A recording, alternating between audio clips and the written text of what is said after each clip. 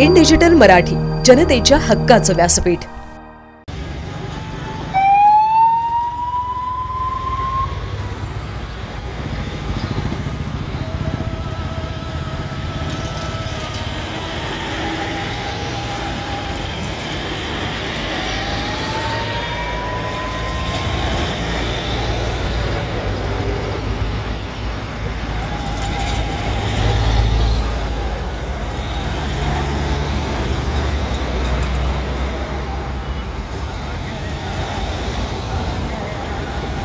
हिल्लन police ठाण्यात शिंदे गटाचे शहर प्रमुख महेश गायकवाड यांच्यावर अंधाधुंद गोळीबार प्रकरणी अटकेत असलेले भाजप आमदार गणपत गायकवाड यांच्यासह इतर आरोपींची रवानगी तळोजा कारागृहात करण्यात आली आहे।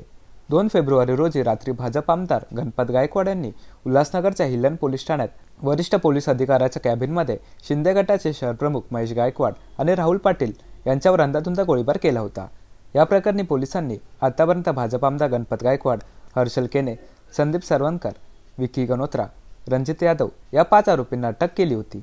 आरोपींना यापूर्वी न्यायालयात हजर केले असता त्यांना 14 फेब्रुवारीपर्यंत पोलीस कस्टडीत ठेवण्याचे आदेश देण्यात आले होते। त्यानुसार आज सकाळी 9 वाजताच्या सुमारास आरोपींना उल्हासनगरच्या चोपडा न्यायालयात हजर करण्यात आले।